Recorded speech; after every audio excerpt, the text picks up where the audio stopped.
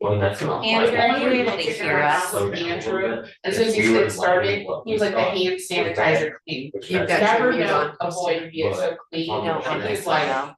every time you That's walk on in this the computer, room, not on he's this. back Oh, out. here. Sorry, my bad. Well, He is I- not that's bad. On the I. With the CSO. Andrew, can you hear us? It's probably a good. Looks like you're muted. You might not be on quite yet. Yeah, can you hear me? Yes, perfect. We'll get started here.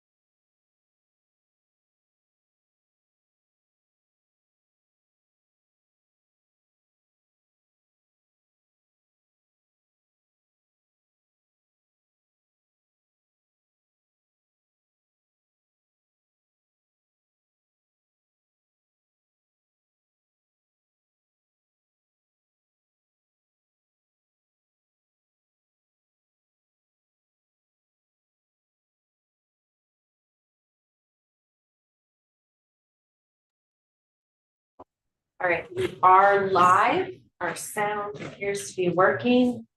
The video of you guys is showing as well as that screen. Let me check everything's working on YouTube, and then Mr. Wokes here, we can kick off whenever you're ready. All right.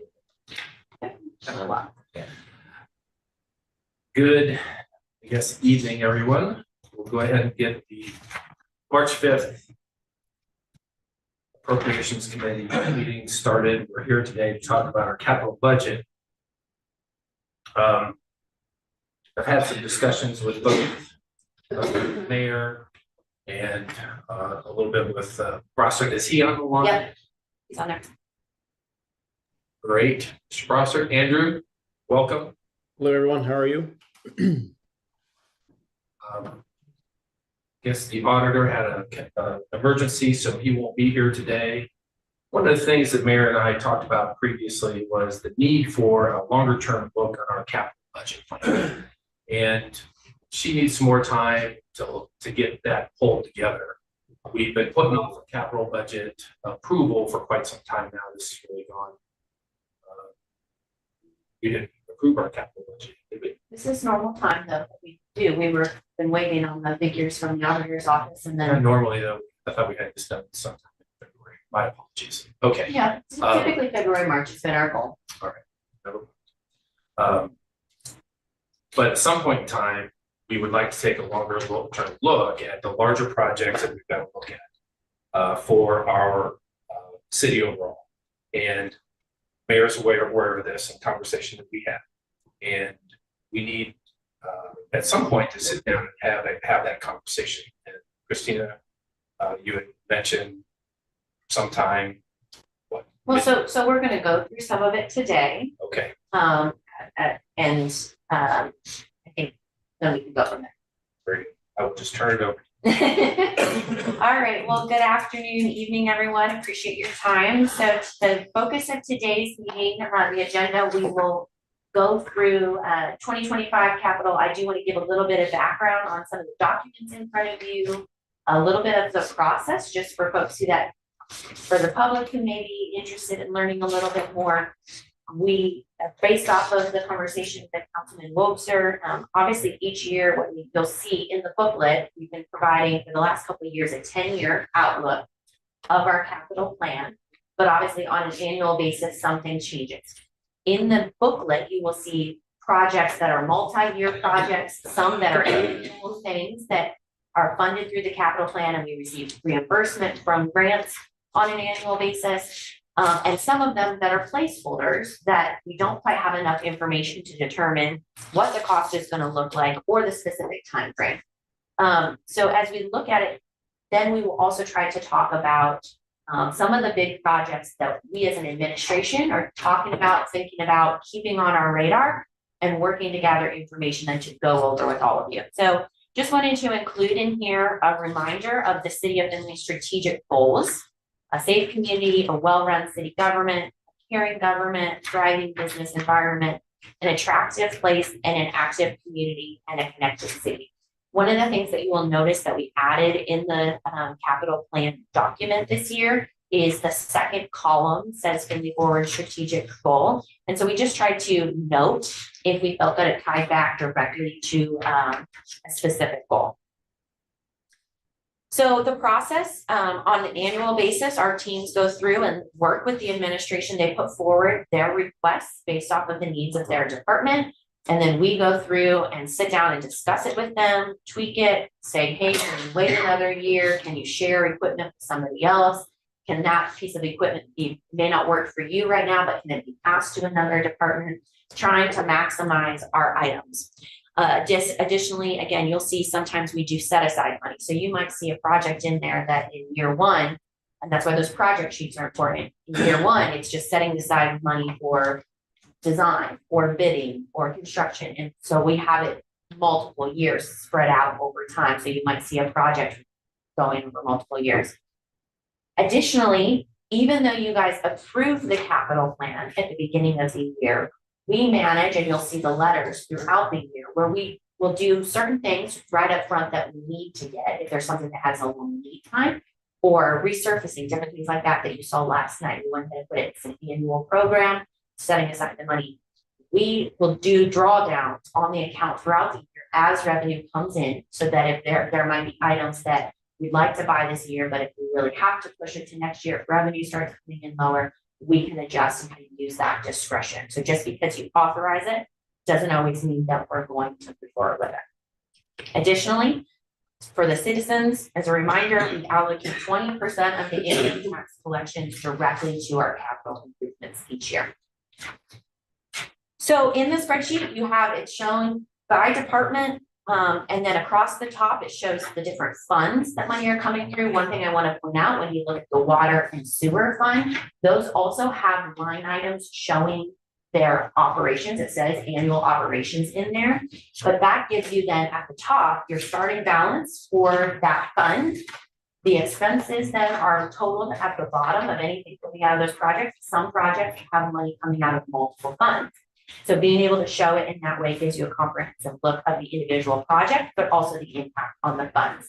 And then at the very bottom of the spreadsheet is where you see the total expense associated to that fund, the debt allocation to that fund, and the expected carry forward for that year. So we'll obviously go through it. Additionally, if there's been a project number already associated with it, typically those multi-year projects, you see that, the estimated budget for the projects.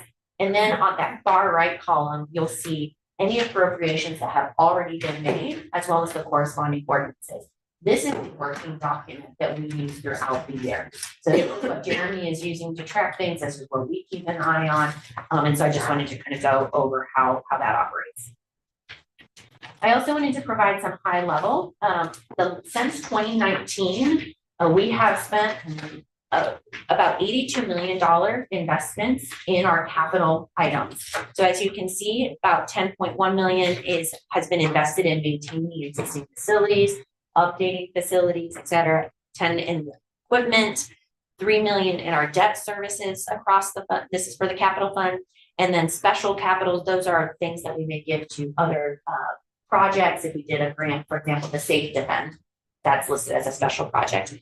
And then over half, as you can see, $56.5 million, close to $56.6 million has been invested in infrastructure, water, sewer, roads. So we are continuing to focus on those core services.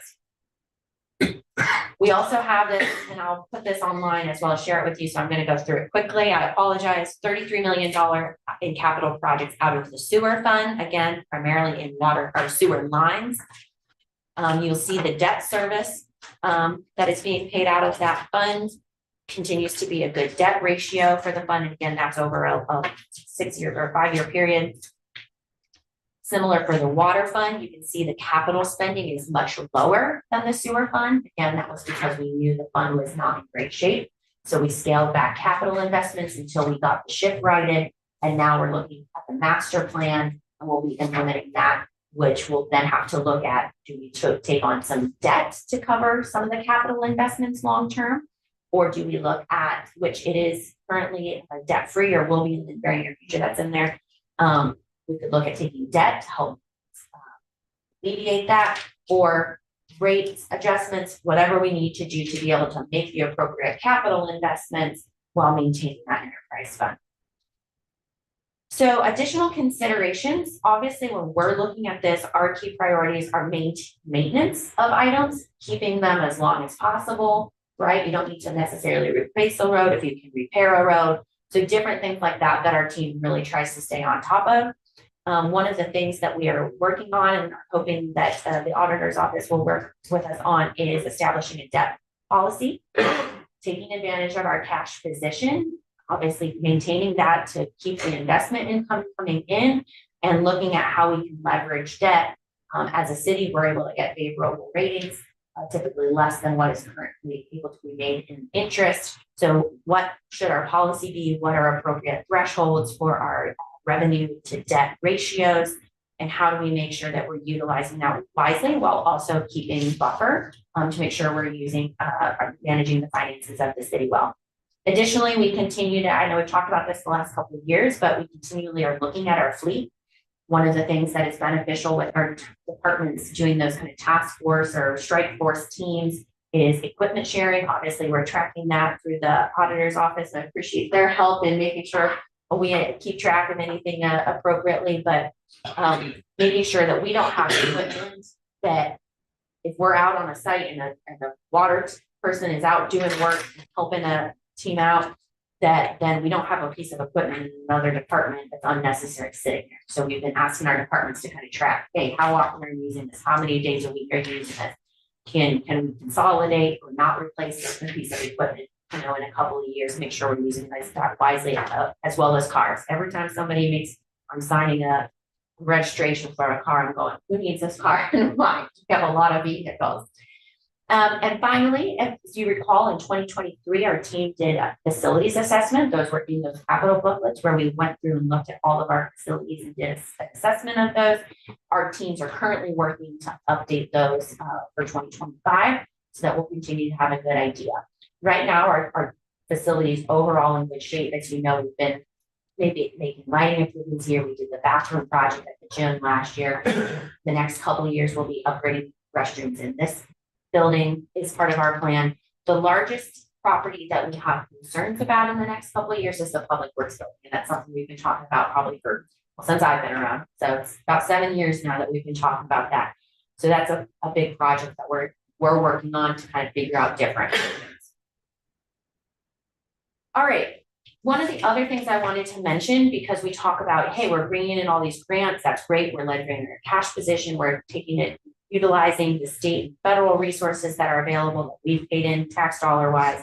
But one of the things that is also important is a lot of the grants that we receive every year are grants, but they are programs that are dedicated funding to local communities. And as long as we apply and are meeting the criteria, we're able to bring in that funding each year. So for example, the Ohio Public Works Commission, that is a state-funded bond program that our community is able to regularly get funds through.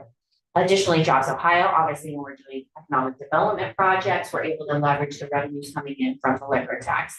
ODOT, we have a program that's called the Large City Funds, and we get an allocation that as long as it is one of our main arteries that qualifies under the state designation, we get a dollar amount, and we can say, hey, we have a project here in a couple of years. We want to save up that money for a couple of years, and Jeremy works to track that. So we're able, again, those are grants, but they're also a little bit more reliable than people may perceive it to be as a grant. The Ohio Attorney General's Office, that's our annual training for PD. We have to pay for that and then we get reimbursed. Obviously, Federal Aviation Administration, pretty much every project you do at the airport qualifies under funding share there. We also get the rural community funds that again are a pot of money specifically for communities our size. We get the permissive license fees that come in when people are registering their vehicles. And so that's a revenue source that Jeremy manages throughout the year. And then obviously gas tax revenue. So I just wanted to clarify when things that are, yes, considered grants and tracked as grants are a little more predictable and reliable than just something we're randomly applying for. All right, so before we dig into the 2025, I wanted to mention this so that it can frame the conversation. And we'll talk more about it after we go through the 2025. So I understand that on a daily basis, we talk about and think about a lot of things that we don't always communicate to council on a regular basis. So I want to make you aware of some of the potential large projects over the next 10 or 15 years that we're looking at, thinking that every time we're sitting down and talking about funding and capital and all these things, we kind of have a list of these that we're just keeping an eye on. So one of the things is we hear all the time, what can we do to be creative to attract more single family residential development? So we're talking about, are there methodologies, and this is a conversation we've been having with Andrew, what are other communities doing around helping with offset infrastructure costs in some method? So that's something we're exploring. I have no definitive recommendations that are ready for conversation, but that's something that we're talking about. The airport, I continue to see that as a prime economic development tool. We have a couple of conversations going on with local businesses as well as some federal agencies that are interested in partnering with us. So that's a prime opportunity zone. Again, not to a point where it's really ready for you all or for public discussion.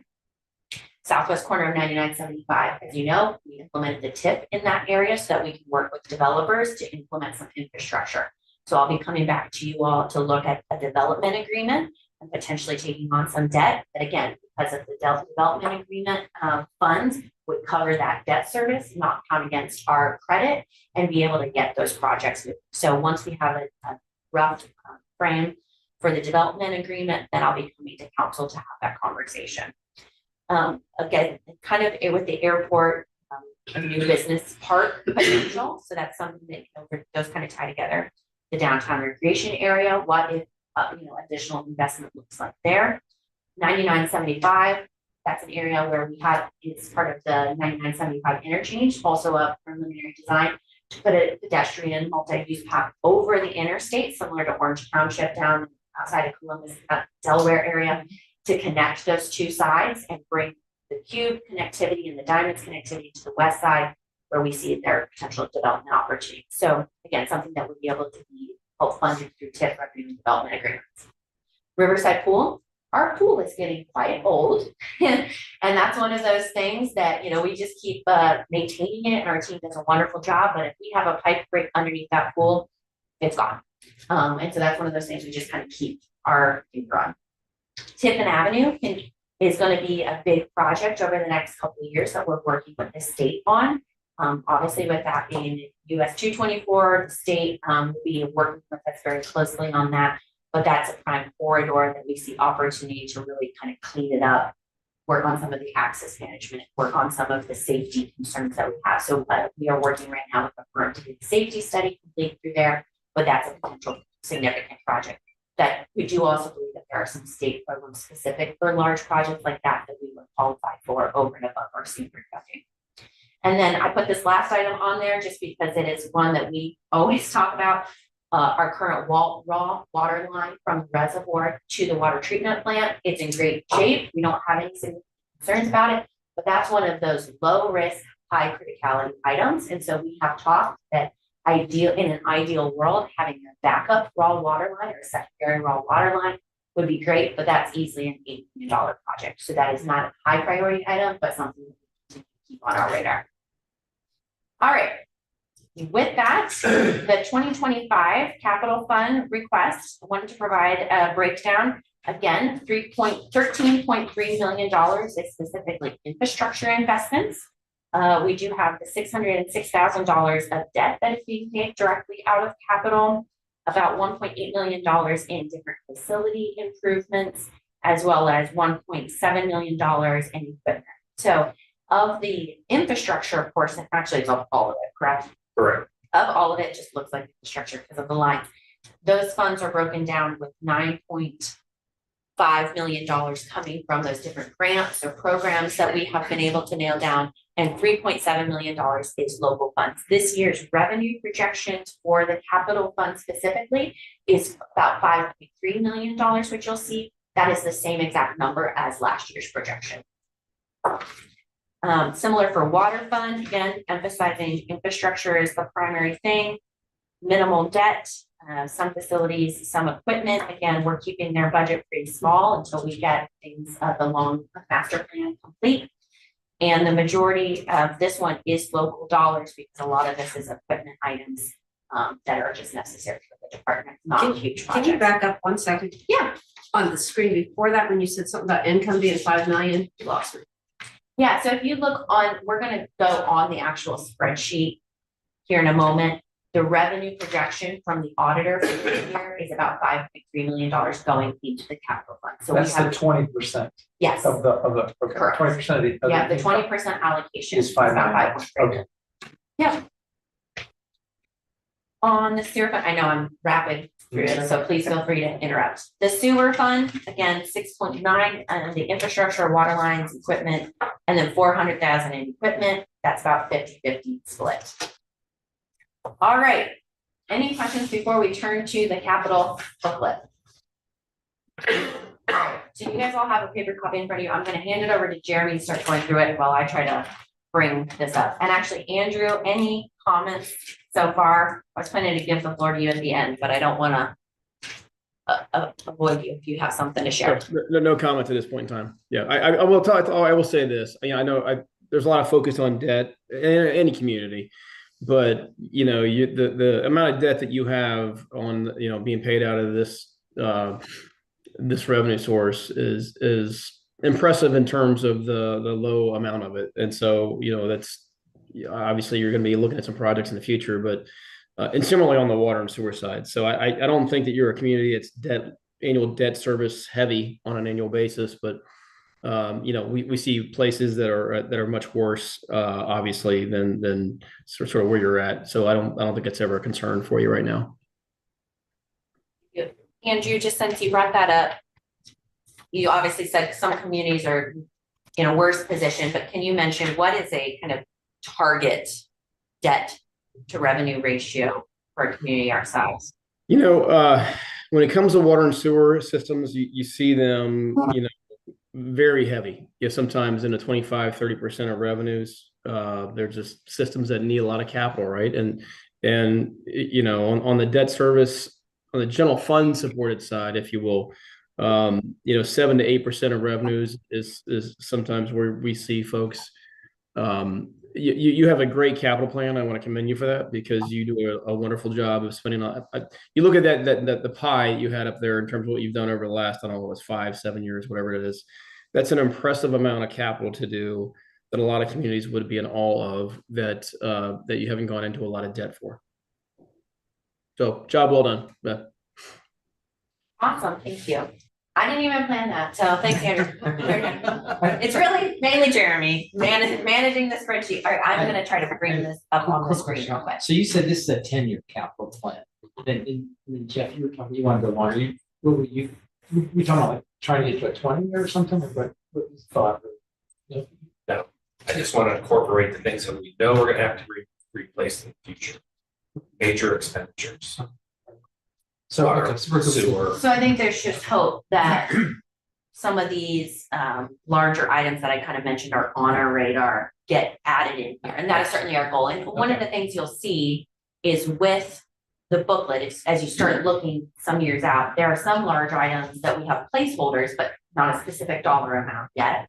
And there are others where we have a ballpark dollar amount, and we've said, okay, if we build it today plus 20%, here's what it would be. We have like, I think, a fire station in there, and fire trucks, some of those large items. With the water and sewer, we've got, it's in good shape. We've got placeholder money for all the projects, and they're in good shape. With water, that's why we're moving that master plan to give us a better idea. I'm not expecting huge, like I know sometimes folks bring up, we're gonna need to build a new water treatment plant. I don't foresee that because we've really done a lot to replace components of the water treatment plant over the years and build up redundancies and do different things.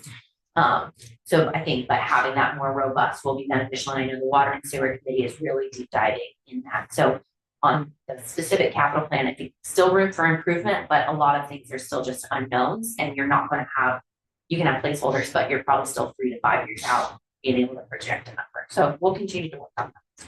All right, hopefully try to make this a little bit bigger, but our goal is to not go through line by line, so you guys know how to read and send it out in advance. So Jeremy will kind of just hit each department, any significant items. Again, also a lot of this was carryover from last year's document, and then we've just adjusted. So Jim. Yeah, so quickly kind of add on that real quick. So you're going to see a lot of projects with project numbers with no money to them or anything like that. Like the mayor said, we use this as a living document. So if it's not closed down in the auditor's office as a project yet, I want to make sure it's still on this. The project might be done. We might be waiting for something to finish up, but I don't want to close it out, because if I close it out on here, Ginger's going to send me an email saying, why aren't you closing this out? So I use this as a living document. Every day I have this up on my computer. So you're going to see a lot of projects that have project numbers tied to it with no money, additional money. It's just because it's an open project still in our books. So and you can see in that funds appropriated column, it's the same amount as the estimated budget. Yep. So in computer servers, I mean, really the big ticket item there is replacing the UTM. The biggest thing with that is that it's just pretty much, it reached its end of life, and it's going to be obsolete here at the end of 2026. So Brent has done very good with keeping up with that. So why we are getting that ahead of the books, because it is going to take a lot of time to make sure we can get that implemented beforehand. Moving down into police. Before you go sorry. with these, like, give an idea of when we're gonna look at starting that, we're not gonna look at starting until 26. No, so we'll have, and I don't have the project, on the project description sheets, it'll kind of have, and I know I didn't print them off, but when you have those, when you get the full book, it will say, like, with the project, when we expect to fund it, when we expect to have it completed. Same thing with equipment, when we expect to buy it, when we expect to have it in hand. So a lot of, larger trucks or something, we want to buy it in Q1, but we're not going to see it till Q4. So that means, hey, I got to have the money up in Q1 to get it in Q4. So a lot of those is with that. With this, we're going to be putting in the money early 25, so that way we can get it here, get it ordered, get it here. But with them, we don't want to have it wait until Q4 of 2025, and then all of a sudden it's a 6-month lead time, and all of a sudden we get it. Now we're trying to force it in before the end of the year. So with some of those items, it's what the long lead time is. What are the departments? How can they handle doing that work? A lot of this with Brent, especially the computer service, they do their own work on that. So it's working it within their time schedule with that. So like I said, in the project descriptions, I have a lot of that, like when we expect the projects to be completed. So. But every project that has no project number, these are seed numbers, or these are estimated full costs for 2025. Correct. Correct, which these are seeding, or these are the full costs? Those are the full cost. So that 110 is what we're expecting that to be. That's what the estimates we got from that. So you might see some where the estimated budget is $110,000, but we only have $10,000 appropriated this year. Those are obviously those multi-year ones, unless you go over and there's already the funds appropriated. So moving down to police, that's kind of their normal cadence with police vehicles that we have seen in the past. Nothing has changed on that. Now, if you're looking in the next couple of years, what we have done with their plane vehicles, such as their detective and stuff like that, that's not driven hard. We're pushing those out a little bit farther. Instead of trying to get 10 years out of them, we're going to say, hey, let's try to get 12 years out of them type thing. Of course, some of them might need to be moved or something like that, but as we move down the line, we're trying to push some of those training vehicles out a little bit farther. But with those training vehicles as well, we're looking at opportunities, especially like engineering has a F-250 four-door truck. Originally, we were using it quite a bit, but now we're not using it as much. Street department is needing a vehicle. They originally had one in here. I'm transferring that vehicle down there because I don't need a F-250 anymore. The police captain vehicle is still in good shape. It's got a lot of miles on it, but he's got a different set of standards than what I do because he's got to make sure in an emergency situation that vehicle is working. If it doesn't turn over for me on engineering one day, he can make do. So like that's still in good shape. We don't want to lose it. It's a great vehicle. I'm transferring that over to engineering, and that's going to be our new engineering vehicle. So we're doing a lot of that where vehicles doesn't fit my needs anymore, but it fits this person's needs and stuff like that. So we're trying to maximize that as much as possible, like the mayor was saying earlier. Then going down to PD, their PD guns, that's a normal cadence every 10 years. They have to be replacing those, and it's coming up. Replacement on that. The new K9 that I have on there, I know it's a small ticket item if you want to say in the grand scheme of things, but the 17,000, we are not for sure yet if Deke is needing replaced this year or early next year. We want to have money in there to account for it. Why that's in the grant fund section is because we've had a couple of people reach out to us say we would like to donate towards a new K9 if needed. So where I have it as replace or add, what I'm saying with that is we might be replacing Deke or we might be adding a 13.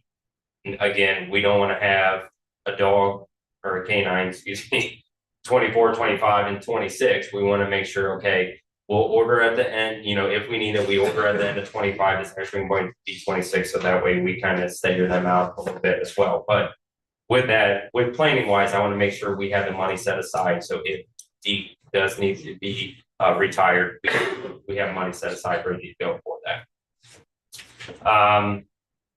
I guess please, and then the rest of that is really normal cadence, the helmets of replacing that, and the forensic computer is updating to new software that can actually be used.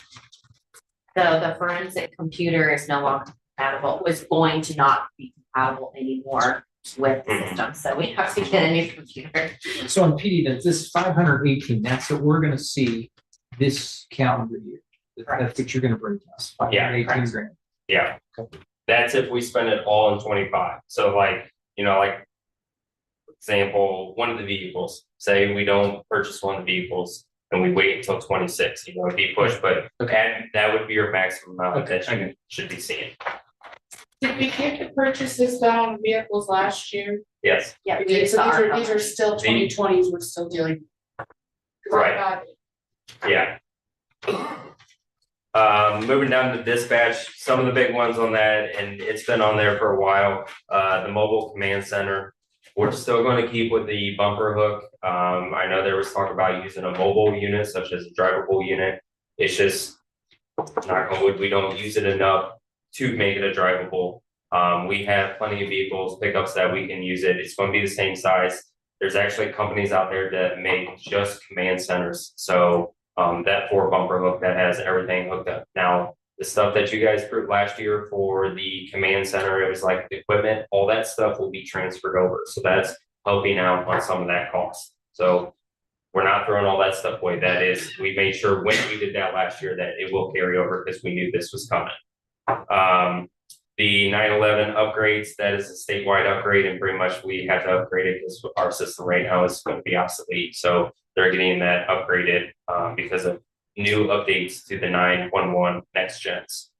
The APL radio station, so I have two of these, or two projects of these, if you want to say. I have one in 2025, which will be purchasing the base stations. So in 2030, those are going to be obsolete. All our dispatch base stations are going to be obsolete by 2030. Talking to the vendor right now, you have to order them by 2028 to make sure you get them by 2030. Talking with them again, with that, getting a price, their price went down for right now. So that's, I would like to, why I'm putting those in 25. I know we got some time, but the price for the 4 base stations that are part of that dispatch, we can get this year, you know, at a cheaper rate than what we were expecting from last year, because the price went down. So I had the 4 base stations this year. Now in 27, you'll see 2 more, and that's for the dark site, because that's not a high priority area. It's still used, but it's very solemn. I pushed those out and tried to wait to the last minute to get those. So that's a big ticket item. We knew kind of it was coming, but it was kind of one of those when we can get the best price. And really, if I move it from 25 to 26, at the end of the day, the capital plan money you're rolling over is still the same. In 26, I'm going to be looking at the same money at the end of the year. So I felt comfortable moving that forward on that. And to be clear, what these are the dispatchers' systems for them to communicate with all of our officers. So Yes. we don't have a choice in.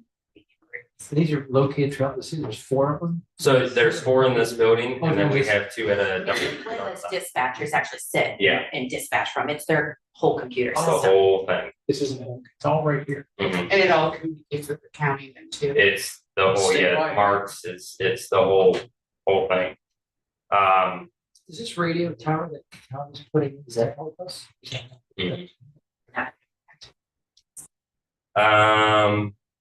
So moving down to fire department, I mean, really, we've talked about the fire truck that's been on there for a while, just kind of waiting for that. Going down through there, we had the decon unit, you know, this example right here is the decon unit. We had it in as last year's. We never funded it, so we pushed it over to 25. Chief is still wanting to purchase that just for the health and safety of our fire Is department. that so they can load their own tanks and stuff? No, so this is so they will be putting all their tanks and gear in that, and it would decontaminate all Saw that that. gear It's the From washer that. dryer type thing. It's different than that, but yes. in a glorified, or Yeah, it's pretty much that. So they'll be able to decontaminate all that. we don't have that problem. We don't have that right now, so we were hoping last year to get some grant funding for it. We were unable to get the grant funding for it, so that's why it's still a priority to them. We pushed it into 25. They did have. Go. Do we do this? Do we do work? No, SCBA is self-contained breathing apparatus. So this is not under. Every time they go into a fire. Oh, I'm Yeah. sorry. Yeah. Oh, I Yeah. got you. Okay, Yeah. sorry. But they do water training. Yeah. Don't worry, I asked Chief percent. Do you want scuba or did you mean? Did you SCBA? misspell? I had to look it up, so. Sorry. All right. They do have a vehicle replacement that is it's a single cab, older truck, 2004. It's past its useful life. They are starting to use for a lot of our departments. You'll be seeing the pricing is higher than what you've seen in the past. Before we got single cab, short bed trucks. Now we're finding that the four-door longer bed trucks are actually working better for us, because instead of having 2 guys in the truck and then another truck with 2 guys, we're able to get more crews in there. And of course, with the long beds, we have tanks and stuff like that, fuel tanks that we're using. So you're going to be seeing more of those. Of the vehicles are a little bit more, but in the long run, it should be saving us, because we're getting 4 guys in the truck instead of just 2. So we have 10 groups.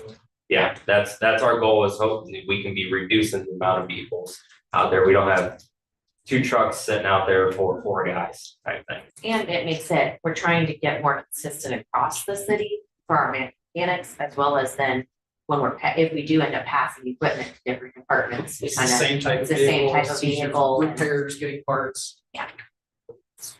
Jeremy, is this fire engine the one that we Yes, gave money for last year? yep, so it's Just still on there that as a long project. order thing. Yep, so I keep it on there as long as it's That's still all. I just open. wondered if it was another. Yep.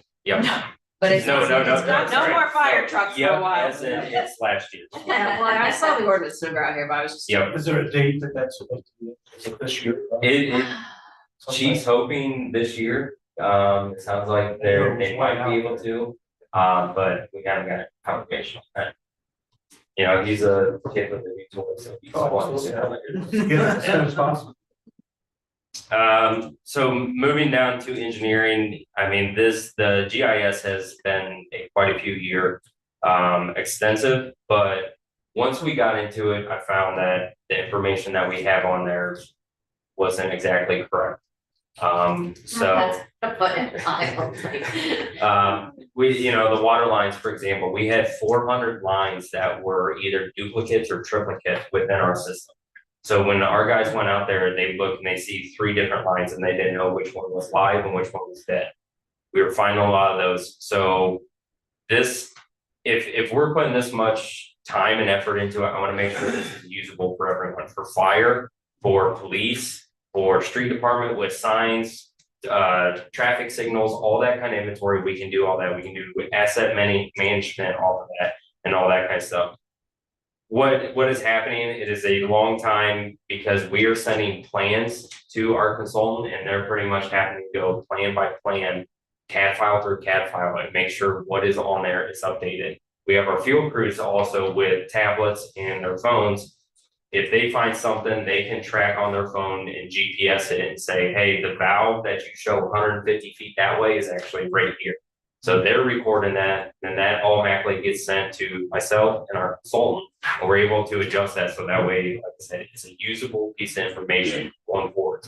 We don't just check the box and say, oh yeah, we have a GIS. We have a GIS that is actually usable for everyone in this city. So I'm hoping to get it wrapped up this year, but you know, bringing someone in, if you bring another employee in, I don't want to hand them something that's 50% done and then say, hey, catch up from where we were. I don't know where they left off.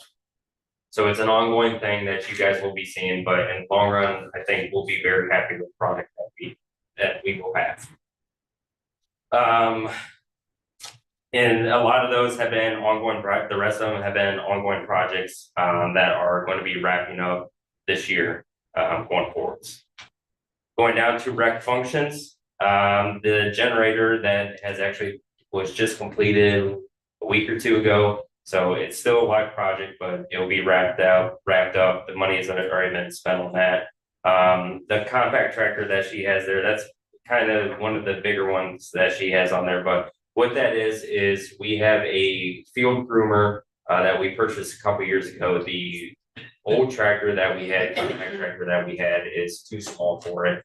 And we can't really use it to its full potential. So this will be upgrading her compact tractor to be able to have that. So that way we can use that field groomer that was purchased. I think it was in 2020. Ball field. Yeah. But it has hydraulics and all that kind of stuff to it. It's a full machine that can do everything on that.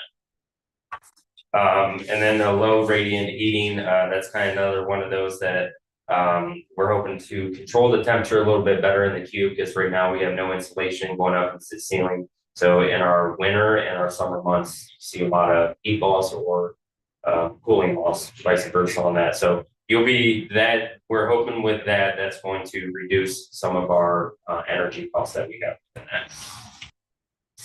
that. Crowd, is that at Riverside? Where's the kayak? So that is, I meant to kind of hold that. So the kayak rentals will probably be less expensive than that. What it is we actually are looking at potentially 2 locations in town, and they're kayak renting, like vending machines. So you contract with a company and they're able to set them up, and you go up and there's a QR code that you scan and you select which one you want in there, and you get charged until you return it. There's a fee, and it comes with the paddle, a life vest, etc. And when you return it, you submit a picture, and they have someone that will come out and do any repairs or replacements of items. But at some of the locations, we'd like to put one out at the reservoir. So folks are able to utilize that more. We talked to the Parks Department about doing one at Riverside as well. They're not wanting to do that at this point in time, but in the future, that would allow them to have better hours, obviously. So this would pay for the units to be purchased and installed. And when people check it out, the company that we would get it from does all of the liability, all the maintenance, but then they just get the revenue that's generated. So I apologize because that one I wanted to hold on until we had a discussion at Parks and Recreation. I forgot to have that held. So, but that is what we're looking at doing. And it will probably not be the 7 because I think we're only going to do 1 unit. So that, When you say 1 year, you mean just one rental machine, but it has how Right, many? between 3 and 5, I think it's 5 for that one. So I can get more clarification on that. so that would just be one, like we said, if we got money set aside, but it just may not be funded this year, but it's in there. Park, the biggest one is the band show, working on the seating improvement areas within that. We did get a Hancock Park District grant for that to install that ramp going up to the stage. Along with that, we are going to be revamping the seats within, or the seating area, and doing some concrete work so that way we can make it smooth all the way down through there. So that would be a project that our park department will be working on this year. And then from last year, what we talked about was the Swale Park Shelter House. That was actually moved up from 27. We moved it up because we were able to get funding for that. So, you know, some of these things, if we find funding, because of the 10-year plan, if we can find funding, we will move some of them up and talk with you guys about that. But that way, you know, we weren't putting all 60,000 of the capital fund to support that. Cemeteries, pretty much, you know, in the same way with park, they're mowing all the time. So they are kind of normal cadence on what they are needing with mower replacements on that. The street department, as we talked with their pickup trucks, they actually, when they purchase a new truck, the one they have, they rotate down and they rotate an older one out. So it's not just getting rid of the current truck they have, that's still in good shape, but they rotate like 1990, I think it was 1998 that they were rotating out. So we are trying to be doing that. Can we go back to the park page? Yeah. There was a discussion about Gulak or park restroom at one point. Is that? It's on here. So, and It's just I, not this year. yeah, no, it's on here. So what I did was, there was projects It's that not were. in park maintenance. Yeah, it's not on Oh, park it's not. maintenance, so a lot of these projects that are kind of multi-year projects or one-off projects that. Even though it's a park project, it's more of a capital project, Okay. I'm moving them to different Okay, so categories. it's down here, so we. It'll be on one of the last 2 pages, and you'll kind of see, I kind of split up this year, and that's more helping me track in the future of what that project is. I don't have, you know, Burt Locker stuck in parks for multiple Okay. years type thing, Sorry. so. Yeah, that is on there. The portable message boards, I can't remember if that was on the version I sent to you guys Friday, but that one just popped up. Pretty much our message boards went down, so we're replacing those.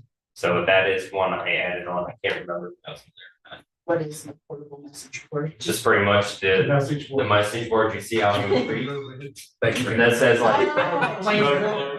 Like street clothes. Yeah, I'm thinking, I'm still thinking park, and I'm like, oh, we sorry. have that's street department. electronic signs, I'm there, okay. We're down at street, I was flagging out the park. And there's our roll-off truck. Yeah, roll-off trucks Alright. there, and the other big purchase, other big purchase is the front end loader, but that's the front end loader that they use at the green waste site. So it's used all the time, and then it also loads salt and any kind of stone aggregate that's there, so it's heavily used. Within that, The front end loader, is that to replace one? Is that? that's Riverside to replace the, The giant. yeah, front the older end. one, I wanna say it's the cat one. Okay. I can't remember, I think it's the cat that. But it's not the one at the green site. It is the I think green, it's the one it at is the Green Greenway Site. site, The and then real that's, big one. that you Yeah. have. yeah, it's the Greenway site, and that's also the one When's that that they opening? use to load salt and Okay. from their stone stockpile. So it's, that date?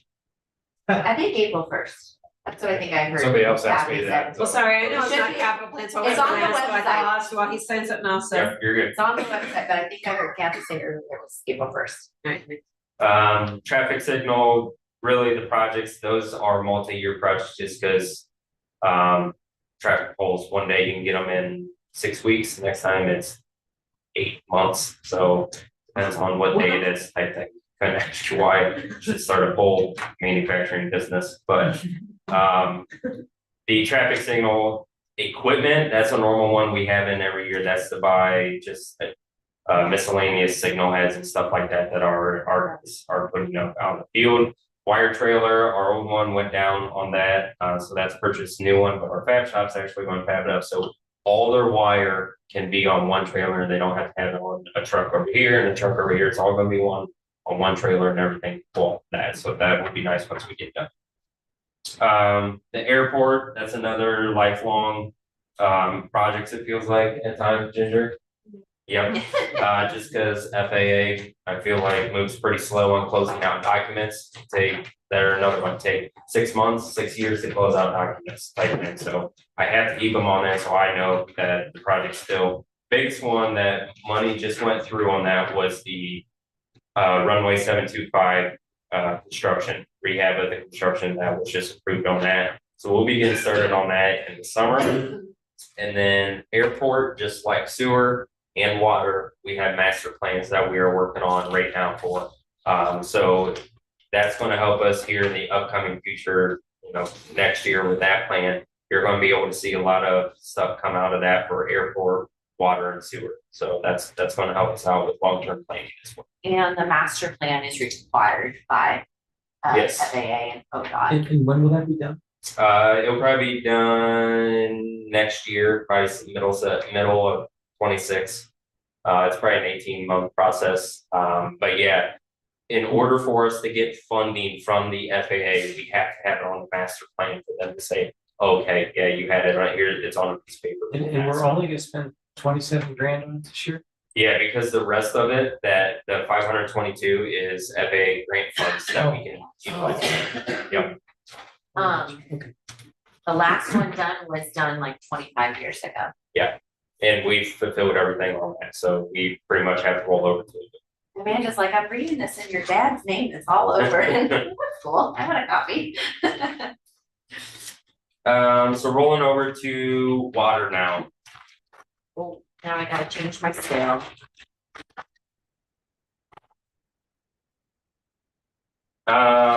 So the biggest ones with that, the CO2 tanks are wrapping up right now.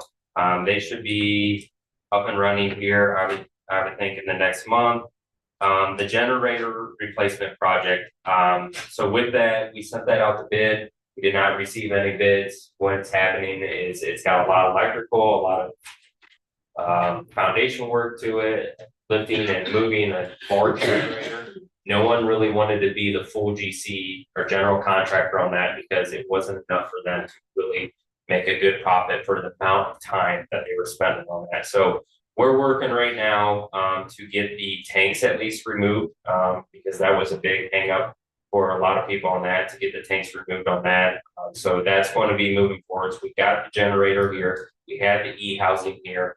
It was actually able to move up earlier. We received them in December, so we're ready to go. We're still going to be moving forward on that. The master plan is the next kind of big item that you guys will be seeing here fairly soon.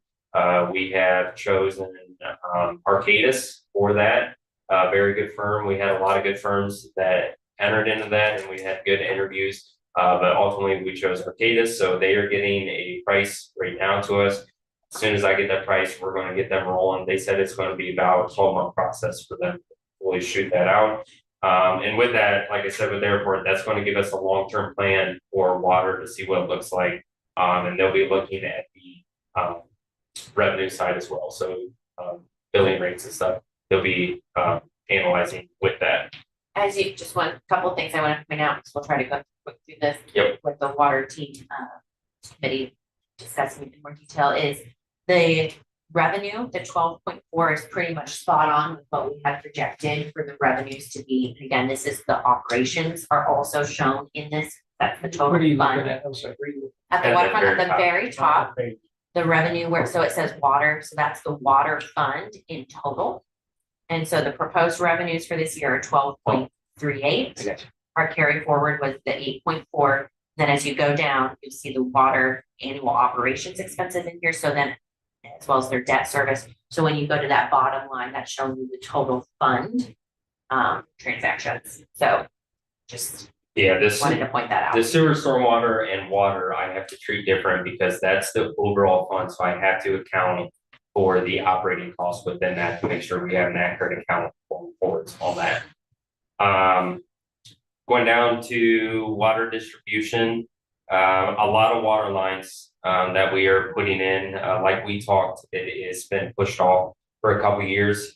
So with our consolidation of between water, sewer, and public works, some of these smaller lines such as French Street and East Street, our crews are actually going to be tackling themselves, so we don't have to be sending those out. And then the larger ones like Moracle, phase 1 and phase 2, and North Main water line, we will be sending those out to bid.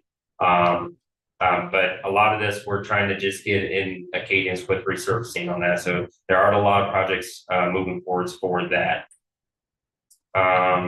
Reservoir, really nothing has changed on that. Those are carryover projects that should be wrapping up this year.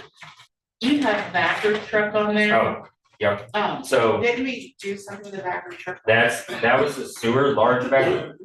This is going to be pretty much like a pickup with a small backer on the back that they could get and clean out. It's not going to be, the big one. It's going to be so they can clean out meter pits when they work around meter pits and stuff like that. It's going to be a little bit more mobile, but it's also going to be a crew truck as well. So it's taking the place of crew truck.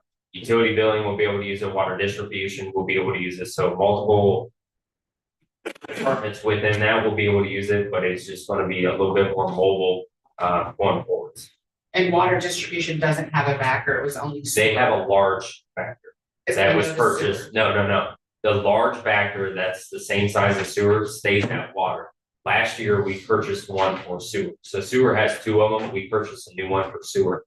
The one that was being replaced for sewer is getting transferred down to public works.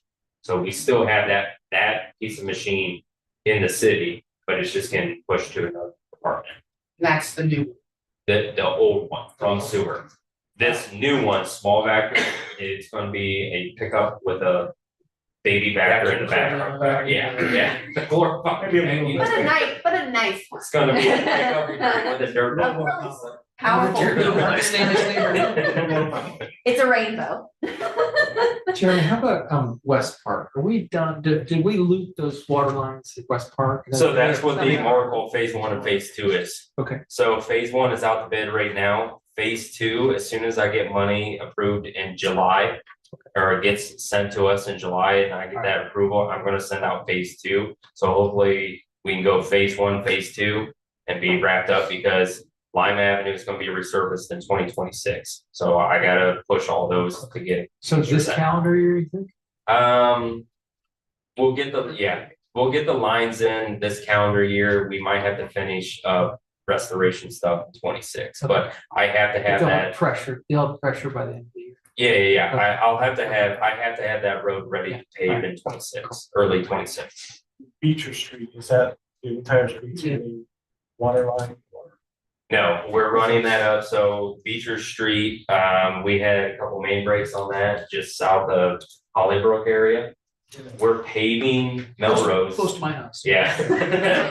We're paving Melrose this year. So our crews are going to punch a new water line out past Melrose. So we can still get that paved. And then we're going to run up just north of Hollybrook, the south side. Yep. To get where we have the problem areas. And then we're going to valve it out. So then that way we can, if we ever have to pull forth with that. Okay. So it's going to be kind of halfway point for that.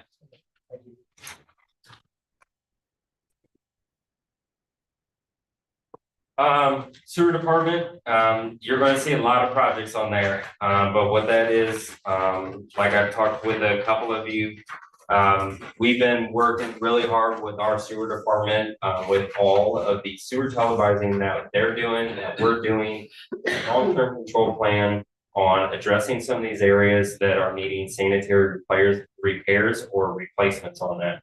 So there's a lot of projects on there. A lot of them are from last year, but over the next couple of years, we have a lot of that set aside. I know it's a big list, but we'll be pushing those out in groups. That way we can get pricing on that. But we have been, that's kind of benefit of working together with everyone on that is they've been very good about sending us a list, working with our street resurfacing as well to make sure we're staying ahead, we're not digging up new roads. So we're really pushing on that to keep going. Looking ahead with the sewer fund, I have built in right now, I don't know what the projects are, I don't know where they're at or anything like that, but I wanted to get money set aside. I have $42 million over the next 10 years set aside in the sewer fund for the long-term control plan. By then the year, I'll have the projects identified, I'll have a little bit better idea on money amounts and all that kind of stuff, but I wanted to, or starting next year, I want to just keep setting $4 million, $5 million, $6 million. They're going to be large projects. It might be one year might only be $500,000, but the next year might be 8 million. But I wanted at least over the next 10 years, hey, look, we got 42 million set aside at least that we know we can, we have set. Same with that, they'll be looking at our capital plan and all that kind of stuff. And where does that show up here? It will be in 26. It'll be in 26. I just call it long-term control plan mitigation. Yeah. And then I just carry it out for the next 10 years. Another one, pump replacement. I know. Is that for the plant? And so I have, that's another one, and with the description sheets, I have it built out over the next 10 years as well. So we have 3 pumps being replaced this year. So 2 at Bright Road, one at the plant, and then in 27 we'll have 1 pump. In 29 we'll have 2 pumps, and 30 we'll have another 2 pumps. So I'm because looking at the rebuilds, looking at just the repairs, it's like every 4 years it seems like we're doing a rebuild on those. So we have a cadence with that. So I've looked at all those, what pumps, when they were last repaired, when they were last rebuilding, kind of built that out. So that way, we're not buying them all at once and we're having the same problem. They all go down at once. We got a little cadence going out, but the Bright Roads ones were 2009, I think, installed, 2008, early or something like that. You've got a lot of good use out of them. You've rebuilt them so many times, but you can only rebuild them so many times. Yeah. And there was a couple of them where they were rebuilt more than, within 2 years. Eventually you have to make more. Yep. So we have a cadence for that to build that out. Again, not saying that we're going to purchase one in 2027, but we have the money set aside that we're ready to go. We have to do that, but we don't want to run into a situation like last year where we were running 1 pump on Bright Road when it should have 4. Make that 42 million over. Yeah. Will the EPA give us 10 years to separate stormwater from sanitary? It will be probably a 10 to 15 year plan on that. Yeah. The main thing is showing them. Yeah. Yeah. And the biggest thing with that is if we say we show them a 20-year plan, they're going to make sure that every year when we say we're doing this project in 2026, we did that project in 2026. They don't want you to wait till 2027. So once we have that, we're going to have to go. So if we show it as a 15-year, it can go 15. Is every community going through this? Yeah. If they have CSOs, you got to have a long-term control plan. Most Does everybody- legacy cities. They all have CSO. Yeah, a lot of them do with our age and stuff. Like I'm saying. All right. Those newfangled cities, they don't have quite that challenges of all. And then finally, going down to the capital improvement project. This is where I have a lot of the specialty projects. I have the building and facilities. I have recreational development. I have roadway infrastructure. So I have a lot of those built in there, so that way they're not caught up in the parks department or something like that. That way we can easily see all that kind of stuff within there. The specialized projects, not real much on that. The only one I'll mention, that's kind of a random, is we put on here, this is one of those ones that I-75 interchange. I'll say aesthetic improvements. One of the things we hear a lot from folks is like, why do our interchanges not look as nice as some other communities? It'd be really nice to have more of a gateway entrance. Now, there's a balance to that because that's expensive. So we had gotten some design plans and some ballpark figures, and to do a couple of the interchanges, it'd be about $2.1 million. So we have put that in there. That is not being requested at any point in time in this plan. But we wanted to throw it on there as one of those projects that we're just kind of keeping an eye on. So that you guys are aware as we'll kind of look to see if there are grants, or if there's people interested in sponsoring it or different things like that, bring it to the appropriate committee, and discuss if that's something we want to look at. In this Tiffin Avenue access, this is the mall. Yes. Going down to building facility, the public works, like the mayor was talking about earlier, that was kind of one is on our radar to figure out. Kind of with that, we know if we have to build an SCU over at water treatment, that's pretty much where the next spot we can build that is where water distribution is. So as we talk about consolidate, if we have to do, say, public works and we have to move distribution, how do we get them underneath one roof to make sure it can still serve? That is a lot of conversation we are still having with all that kind of stuff. A lot of that's going to come from the master plan on if that extra SCU is needed or not. But I still have that in there as on the books. I noticed I did not update the number on that. So I will get the number updated on that when we get the final copy. But that is something like the mayor said, is with both of them is figuring out where their next home is. If the current condition, especially with the street department, is in pretty rough shape. So and that's from the facility. Sorry, continue. Okay. It's still streaming, it just. This. Can I ask on that thing with fab shop and traffic? Mhm. Should we be getting ready to have a discussion over all of our buildings that we have in our inventory? And is there opportunity for that, or where they could be moving, what properties could we use? So we don't really own that many unnecessary properties at this point. You'll see, we'll have a couple that we'll be discussing. We are looking at where it may make sense to consolidate. But if, as you read through the facility assessments, really Public Works is the only one that is in need of, or their facility is in rough shape. The other departments, we would look at moving some folks up here, like utility billing, and then consolidating more of the shop spaces for some of the different departments. So that's what we're working on right now. And then we'll come to you guys with some options. So there's been a couple of properties around town that we've been made aware of that we looked at and haven't worked, or they weren't interested, things like that. So that's something we're working on still. But as far as our inventory, like the building next to Deeds is on Main Cross, the old fire station building, I think we have some empty lots, different things. Yeah. I mean, So the Hostetler building, we'll probably have conversations in the next couple of weeks that we did a phase 2 grant with that property, if you recall, earlier this year to get that done, or just additional information about it. And then the traffic building, we are working with a consultant that's coming in through the Ohio Historical Services. They're coming in May to walk through it and give us feedback on other possible uses of the building. That's kind of like their expertise, as well as to give us an assessment on any historical value to it. Once we have that information, it would be our intention to come to council with a recommendation on either an internal use or an external plan to divest of the property. Different topic. The flood mitigation projects. Are they in this thing? Did we already talk about that? Or is that in here somewhere? I was gonna say, I don't have any in this capital. No, because at this point in time, we don't need to have any additional capital dollars. The downtown recreation area, there's just that placeholder project with the ongoing. I was more concerned with the bridge and the story, Nope, so that's we all put- being handled externally through the flood fund. Okay, so what if those projects go over budget? We have to only get more money. Then we would have to come back and evaluate if we pay it out of additional fund, or if we do bonding, or if we do stormwater fee, we would have to determine that. But in all of our grant applications at this point in time, we have contingencies built into there.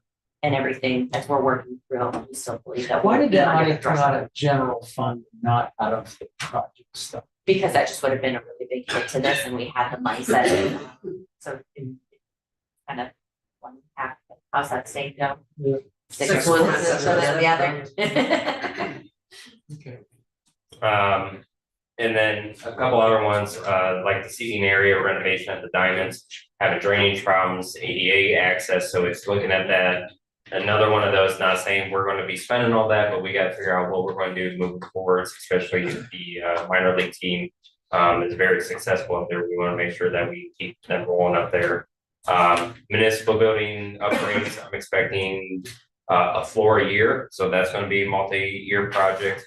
Going down to recreational development, we got our normal multi-use pass that have been on the books for a while that has ODOT funding tied to it. Another one that has been well talked about is the Fort Findlay, so we're gonna be working on that as well this year to get additional concepts, work with communities, work with Parks and Rec, so we will be going forwards working with everyone on that, so that one will keep going. Then there's your Burke Locker.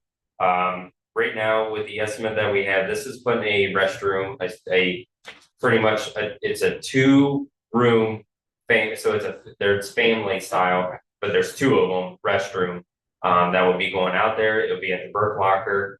Why we chose that position is, one, you got the park that's right there, and then also that's a good location with where our trailheads are kind of all meeting together. So that's a good point. I got 275 set aside for that, and then we are going to be working with other foundations to see if they can come up with the 125 when we get this thing built. So, And we do have a conversation with a potential donor that may cover more, so that's kind of a placeholder.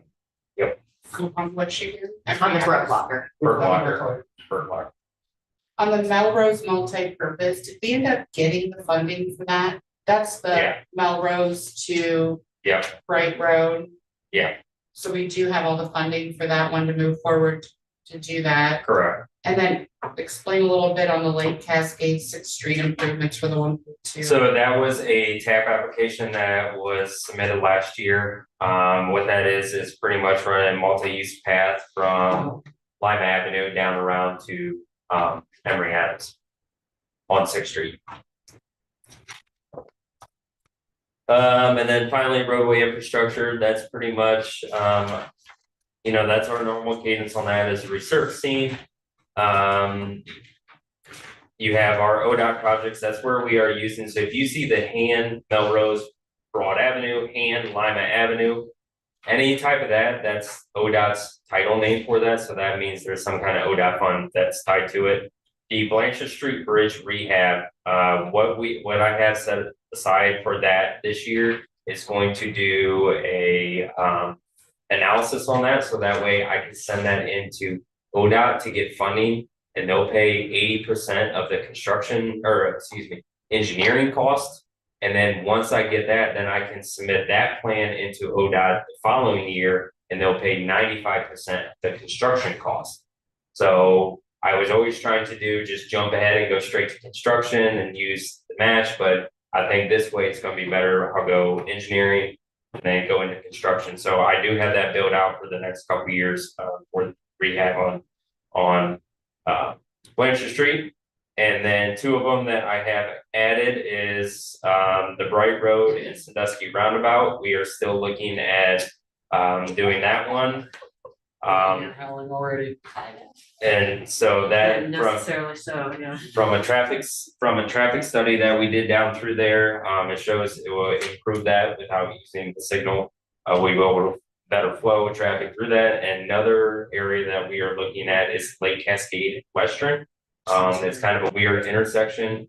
It does not qualify for a signal, but it's kind of weird how it's laid out. Visibility. A roundabout would be good for that area, so my plan is to move forwards with the Lake Cascade Western first, because that's more of a safety concern with how that is than the Bright Road. So I would be expecting in 2027 to be in construction for the Lake Cascade and Western, and then the Bright Road and Sandusky one we actually pushed out to 2029.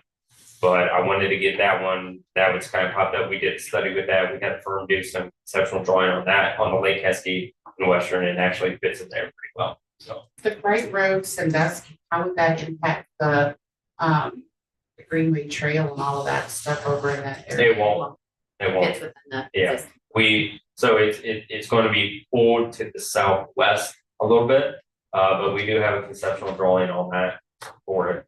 So the same with all of our pumps and stuff are Yeah. on the southwest. Right? Yeah, Not having you- they're on the northwest. It'd be pulled a little bit to Or the southwest, but it could fit. I mean, we would need a little bit of right of way, but we have a conceptual drawing, and when we built the Greenway Trail, we kind of knew in the future that might be coming, so we tried to push it as much as we could.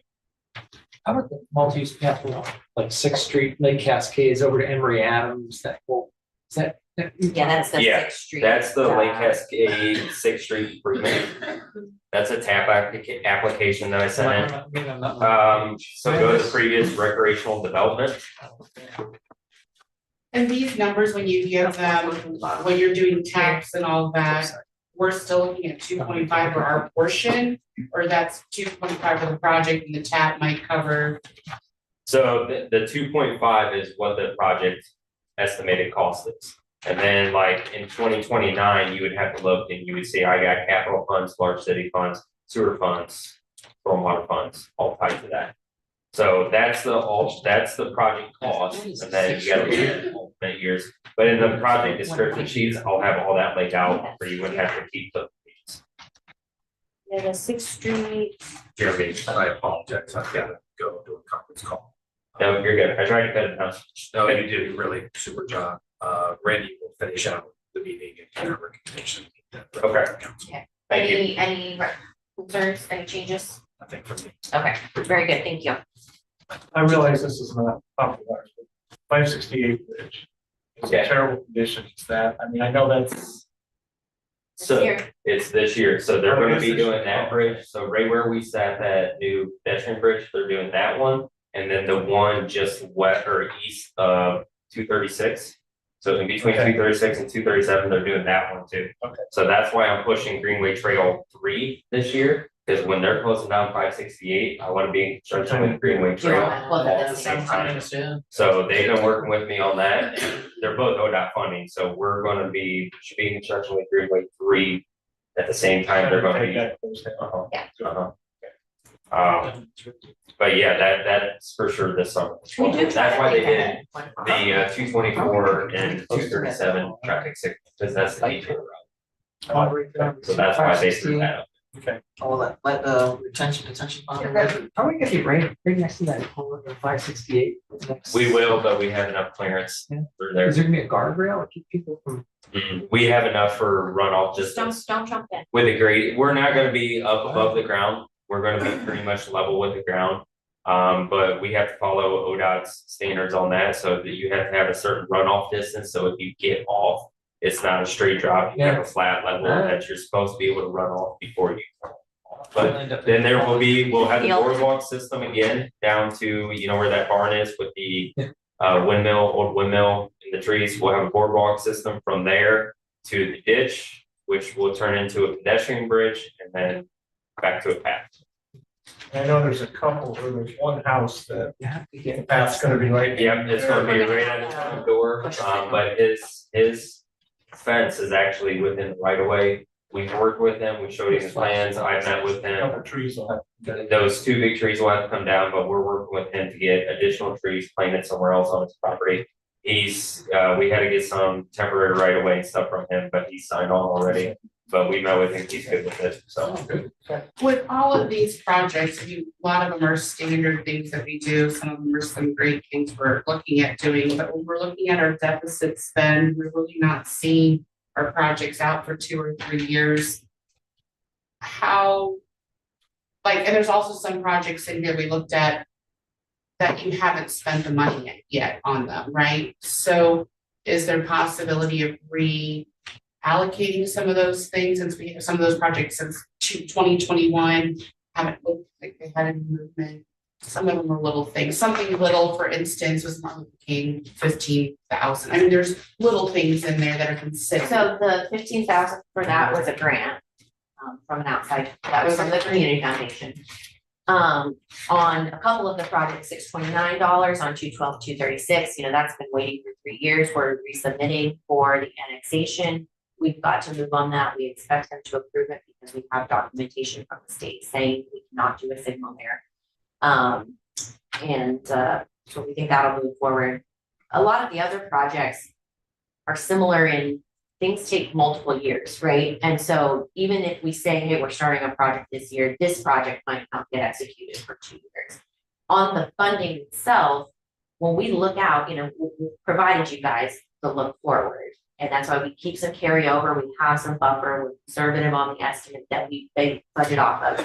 Just because you approve things, we then come to you guys still throughout the year to approve it. But once we apply for things and we're saying, like for Greenway Trail grants and things, we're sometimes committing to things that maybe aren't a priority. Yes, there's grant dollars there, but maybe we're better focusing on more nut and bolt necessities. So over the next 10 years, because that it has been successful, I see a lot of people use it, with the young professionals and study and stuff, that feedback that I you don't got. disagree with. But I'm that. saying what you're saying with that is I build funds in there. So then when we go to apply for a grant, a TAP application, I don't just say we're gonna make $2 million. I kind of look at this and be like, all right, I kind of had 1.2 set aside. How can I make this 1.2? So I have funds tied into that. So it's not just, we don't have it anywhere plugged in there. We're just all of a sudden applying for a TAP. I have, like the research scenes, multi-use path expansion, all that kind of stuff tied in. So we can keep building those out and can keep getting that TAP funds for that. So, it's not just out of nowhere we're pulling in. I have the kind of money set aside that I want to use each year for that. So we do try to plan that. Don't know where it's at 100% time, but we have money set aside for it. Yeah, so said another way, we have placeholder funding in future years to allocate, focusing initially on all of our resurfacing and critical services. But the minute you stop continuing to invest in some of the trail connection or those different, I'm just saying though, then you get behind and then you're playing catch up. So, and again, if council came to us and said, I want to put 20% towards, then that obviously changes how we would manage it. Yeah, but we definitely, we would like to continue to increase that. And I think, we're going to see from operations that, yes, again, I understand we have a deficit budget, but I'm confident that we're going to manage through that and that revenues are going to be that will not put us in a difficult place. And hopefully by end of next year, or end of this year, even next year, that we'll be able to even put some money directly from general fund or other sources into some other of those more creative items. If we really got in trouble this year, if revenue fell off, whatever, could we pull money from capital back to general? Is that possible? No. Yeah. So once it's in capital, you can't move it back. Correct. I think the only thing council can do is pass legislation to reallocate any additional future funding. And not put money back in general fund, but you can change your allocation starting tomorrow Sure. to be a different percentage. You're not going back. And again, when you guys approve this, we're not going out tomorrow and spending all the money. We wait throughout the year to see how it's coming in. And yeah, so I want to be respectful. Andrew's been sitting through our long discussion. Hopefully hasn't. Can I ask fallen if asleep. Andrew got any? He's not sleeping. So that's one good. of the things. Oh, I unmuted the wrong thing because I had it on my computer. Let me change it so you guys can see.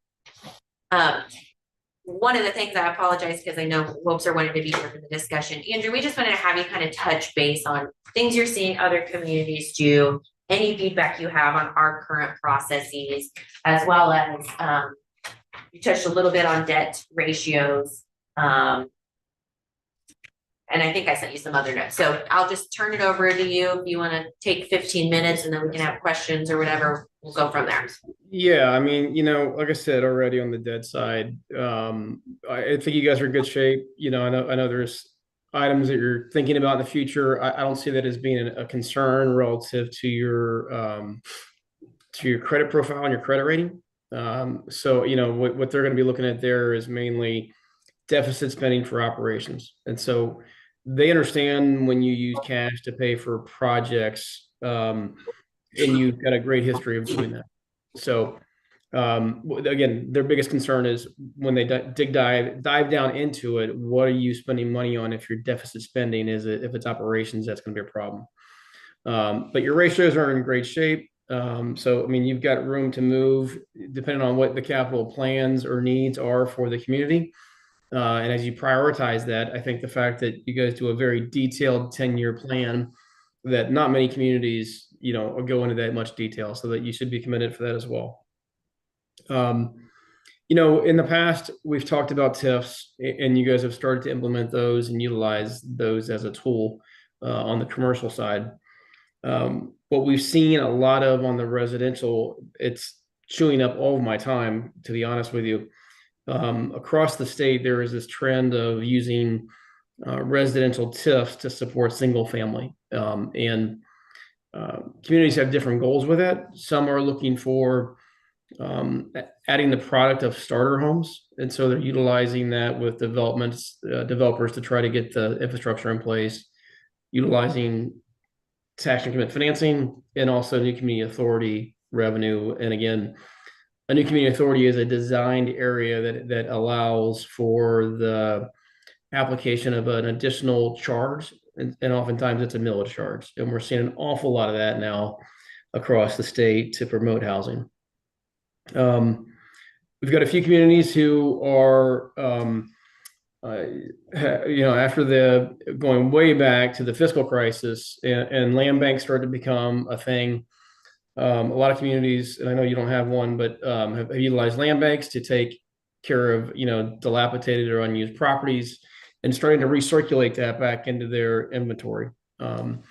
One community in particular is looking at trying to attract getting housing out there, starter housing for certain demographic income levels by going into a vacant lot that's been maybe torn down that they now own, utilizing TIF revenues where they're paying the school district 0% back, but those TIF revenues from the new house that would be built are being circulated back in to help out with a 25% down payment program or 30% down payment program. So they're doing some creative stuff by teaming up with local banks and working on a down payment assistance program, and that gets a little complicated, but it is a nice tool that helps housing move along and also useful, making a good use of a property that maybe not be fully utilized right now, nor are you really seeing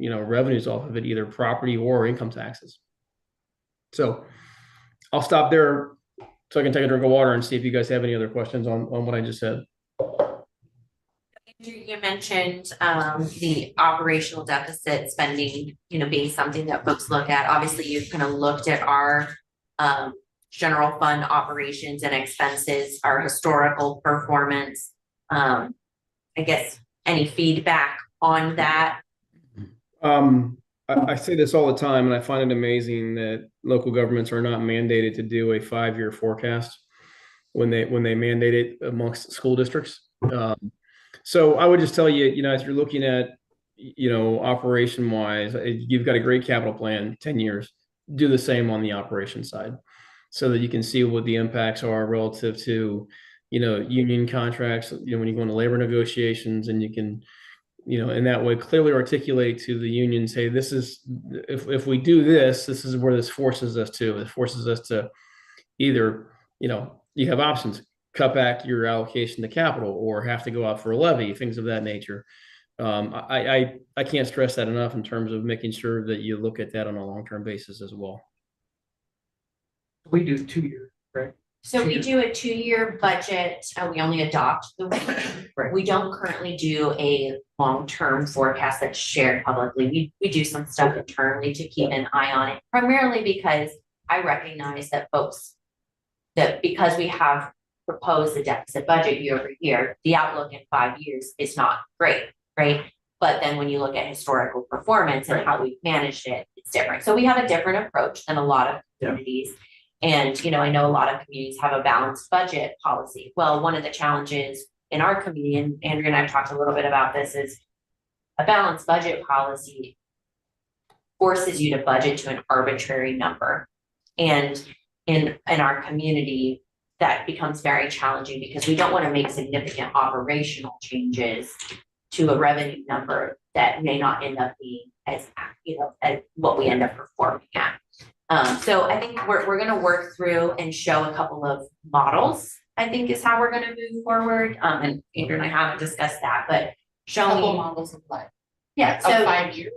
yeah. So showing historical performance and how we would continue to perform. what kind of a projected budget is. So right now, when I look at our budget forecast that I just have for internal purposes, I work off of revenue numbers. That same consistent year, I don't escalate it at all, so no growth in revenue, but then full growth in the expense side. And so it's a conservative look at the figures, assuming that we're gonna have some growth in the revenue numbers over time. So that's something, you know, I know it's been a discussion point over years, and I think we've avoided doing it just because it gets convoluted in the community, but we can certainly put something like that together and do the education necessary to show folks how we're managing it. And one of the things you're gonna see this year is, again, working through our department heads understand, trying to find ways to make sure that we are giving money back throughout the year so that we don't have line items that are holding money. Because obviously, from an operational side, we also want to have those funds available to, as we're talking about different things. What are the projects that we're willing to put, you know, some money into, or how can we make sure that we're showing our good fiscal management to be able to go for debt on different things. It's about, you know, finding that balance, telling our story, and making sure that, you know, we may do things a little bit different than other folks. That doesn't mean wrong. It just means that we have to do a little bit more education. I don't know that I'm looking for education per se, or I don't want to use the word fluff, but something for the public to get a grasp on. I think Appropriations Committee needs to see what you're doing, and we need to be in your brain to understand what you're doing, so we are on the same page, right? So we can have confidence in our decision choices as city council when it comes to appropriating funds. And I don't know if Andrew's saying the 5-year forecasting on operations, does that benefit us when going out for debt or doing anything? I mean, when you say it's a negative, if our operations are running in the red, where's it a negative? What's the impact of that?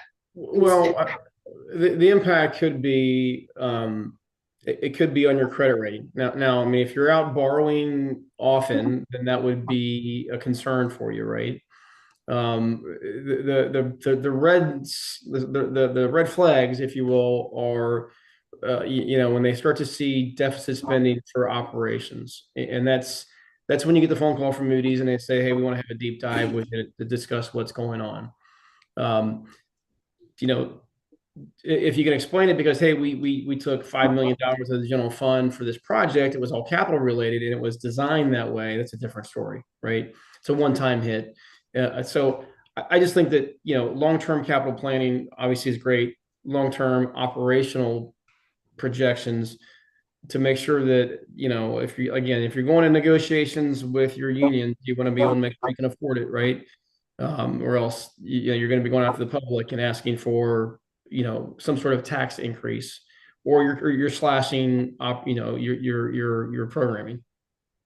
Yeah, I think historically we have the curve over the ups and downs. You know, we went through an issue, under Robert Sprague, and we paid cash for fire trucks and stuff. We kind of got in a little pickle. Then we had tax deferrals and things that tried to bail out certain administrations to get us through it. And it's normal to go up and down, but we've gone through the COVID situation. And I think our community is a little bit, we see the impacts that people are seeing nationally. We're usually a year or more behind in seeing the impact. And we're starting to see the loss of some smaller businesses, some downsizing in different companies, and that's going to impact our numbers at the end of the day. And that's why I say to the mayor, you know, I appreciate she does things her way, doesn't want them out publicly, but she has to share this with us because we have to understand where she's coming from and what her thought process is. Because if we're just like the public out here thinking, what the heck is going on? It doesn't give us the confidence to appropriate those dollars. Would you agree with that? That it would be smart that we would have more of a true number thought process to understand what our administration is doing more than just. Yeah, I can understand where, you know, it's sometimes you don't want a lot of that information out in the public because some of it's planning, right? And you don't want that to get out of, people get concerned about certain things, but and there's a lot of assumptions that go into it, right? But yeah, I don't disagree with that. So that so that you can execute her agenda as well. And if you understand where things are at on a long-term basis, that can be helpful to getting things done. Yeah, but also recognize the fact about, hey, it's a projection, right? And sometimes people can freak out about projections depending on how you budget for revenues, and that's sometimes when we go before rating agencies, one of the issues with some communities is they budget way too conservatively on revenues. It's going to be conservative, but sometimes if you're way too conservative, that could be a bad view of what your forecast looks like. So again, understand why that can be, how you want to be concerned about who sees that. But I'm a big believer, and I've seen it enough times, that you want to make sure that you're forecasting way out before you go out and approve an 8% raise to whoever. That's all. And so that's one of the reasons that at the beginning of the operating budget presentation, we show the revenue forecast as well as our actual performance forecast, because that does give you an idea of what to expect. Again, I'm going to work through, a lot of the things that we've mentioned to you year after year. Public Works is a big potential item coming down the pipe. We've been talking about that for 7 years. These items that we've put in your booklet for the last 5 years, to put them in front of you. Yeah, we may not be talking, hey, community, let's pay attention to this project, but we have been communicating them just to keep them on your radar. Now, all the items that I just mentioned to you are items that we will certainly bring, but we have a responsibility as the administration to vet what is the benefit to the community. Does it make sense? What are the options on how we fund it? What are the overall kind of cost benefit analysis? And so that's why I'm sharing all of these items with you today. I've mentioned them over the last couple of months. Hey, the airport's something that I want to invest in. Expect investment necessary there. Hey, we're going to be putting TIF districts in place because we see this as an opportunity.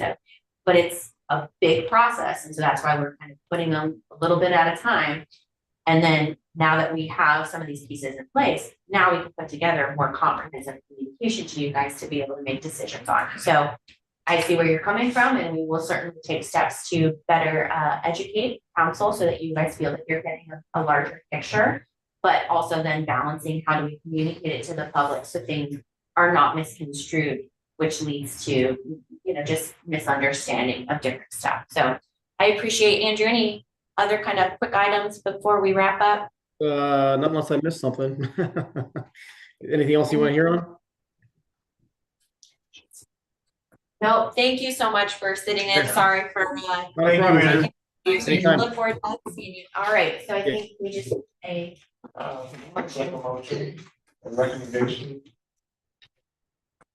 From anybody? To accept. this. approve the, well, you're not on the committee. So I think Webster said he was good with it with no changes. He was. We just need to. So have a I'm motion just to that. gonna, I'll make, we recommend to accept the proposed capital improvement plan. Second. All those in favor? Aye. Aye. Very good. Thank you all so much for your time. Meeting's Really officially appreciate over at it. 7:07. This will all get put online, if it's not already, tomorrow. Did they put, Yeah, did you give the, public hearing? yes. Yeah, How that do was we find loaded. it? Well, it's just the sound. It's on our YouTube channel, Or what's the title of it? public hearing. So not city council, it's just. I think it's just City public Thank you, hearing. Rachel. Thanks, guys. Thank Bye, you. guys. I don't know, Public I've been in hearing this with- meeting. And can I ask you a question? Jeremy? Sure. With the bike path Blanchard, when they had to do the reconfiguration because they weren't following the recommendation, take the light changes back. When we got the study update, so Blanchard Street, Blanchard goes all the way from six, all the way to. Okay. The farm was there.